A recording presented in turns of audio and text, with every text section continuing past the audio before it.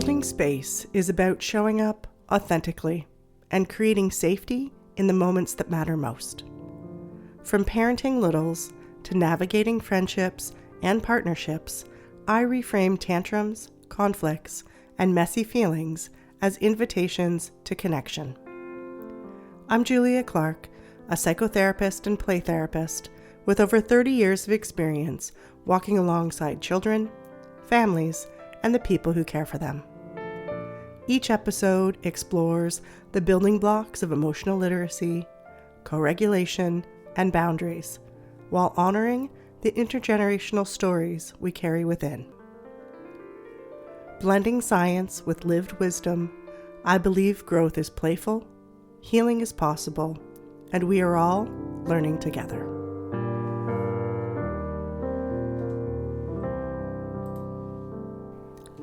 Hi, I'm Julia, and together we're holding space. In our last episode, we talked about what happens when overwhelm enters a relationship.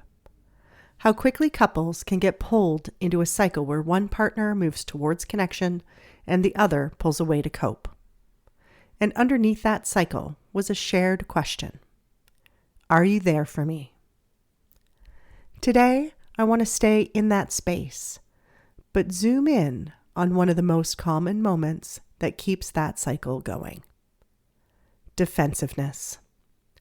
That moment when something you say lands and suddenly the tone shifts. Your partner explains, justifies, pushes back, or turns it around. And instead of feeling closer, you feel further apart. It can feel like you're not being heard, or worse, like what you said didn't matter at all. So naturally, something in you responds. You might push harder, get sharper, or try to make your point more clearly. But what often happens next is that the defensiveness grows, and now you're both inside it. This is where the work of Brené Brown becomes incredibly important to understand. Brené Brown, one of my faves, is a researcher who has spent decades studying vulnerability, courage, and shame. And one of her most powerful contributions is helping us understand that shame is not just a feeling. It's a deeply embodied experience of believing that something about us is flawed, unworthy, or not enough. Shame sounds like, I'm getting this wrong. I'm not enough. I'm going to be rejected. And because shame is so uncomfortable, so threatening to our sense of connection, our nervous system moves quickly to protect against it. That protection often shows up as defensiveness. Not because we don't care, not because we're unwilling to listen, but because something inside us is trying to stay safe. So when your partner hears something that even feels like criticism, their system may not register it as feedback. It registers it as threat. And in that moment, they move to protect themselves through explaining, justifying, deflecting, or pushing back. When we understand this, something begins to shift. Because instead of seeing defensiveness as resistance, we can begin to see it as protection. And this brings us right back into the cycle we talked about in the last episode. One partner says something like, you never listen, and underneath that might be a more vulnerable experience, like, I feel alone. I don't feel important right now. I'm not sure I matter to you in this moment. But what the other partner hears is, I'm failing. I'm being blamed. I'm not enough. So they respond, that's not true. I do listen. You're overreacting. And just like that, the cycle tightens. Because now both people feel unseen. This is where curiosity becomes such a powerful shift. Curiosity slows the moment down. It softens the edges of defensiveness. It creates space for something deeper to emerge. Because curiosity and wonder do something that shame cannot survive in. It invites connection instead of judgment. Instead of responding with more criticism, we begin to respond with wonder. Not, why are you like this? But, can you help me understand what that felt like for you? Not, you never listen, but I'm noticing I feel unheard right now. Can we slow this down together? Not, you're getting so defensive, but I think something I said might have landed hard. That wasn't my intention. Can we pause for a second? Curiosity doesn't mean you're dismissing your own experience. It means you're making space for both, yours and theirs.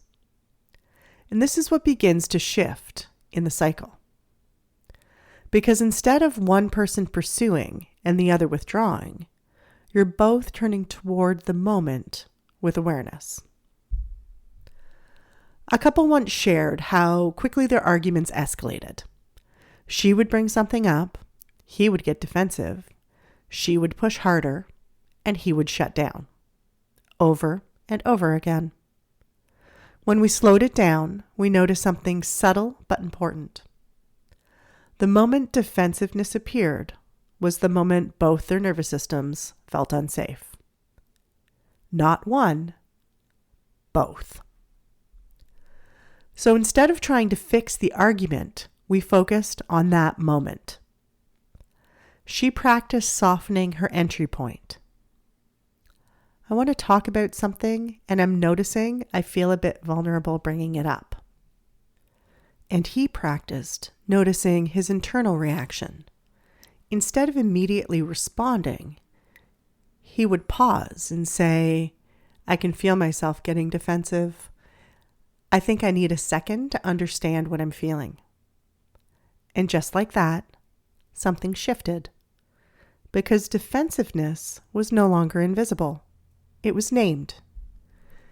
And when we name something with awareness, we create space around it.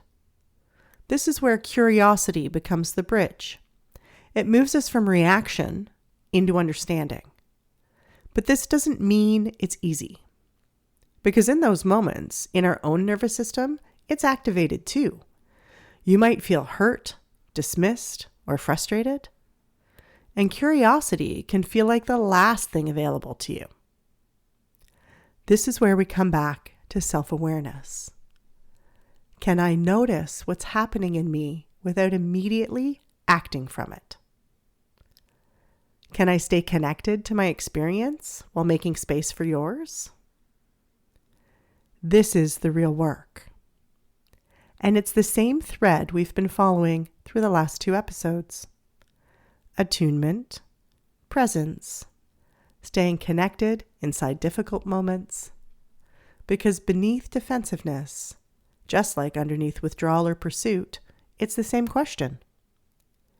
Are you there for me? Curiosity answers that question differently than criticism. Criticism says, you're doing this wrong.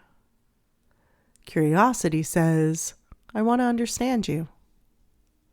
And understanding is what softens shame. Take a moment and think of a recent interaction where defensiveness showed up. Maybe inside you, maybe in your partner. Notice what happened in your body. Notice what you felt. Gently ask, what was I protecting in that moment? What might they have been protecting? This isn't about assigning blame. It's about seeing the pattern more clearly. Because when we can see it, we can begin to shift it. As we close out this part of the series, I want to name something important. Everything we've explored here, attachment, cycles, defensiveness, curiosity, they aren't just tools for relationships. These are patterns of connection. And these same patterns don't just live between partners. As we've been talking about all along, they show up in how we connect with our children too. In our next episode, we're going to begin shifting into that space, looking at what gets labeled as attention-seeking in children and how it's actually rooted in the same attachment needs we've been talking about here. Because whether we're talking about partners or children, the question is the same. Are you there for me? And how we respond to that shapes everything. This is part of our Holding Space series, where we bring compassion and awareness into the moments that shape connection. Thank you for being here with me.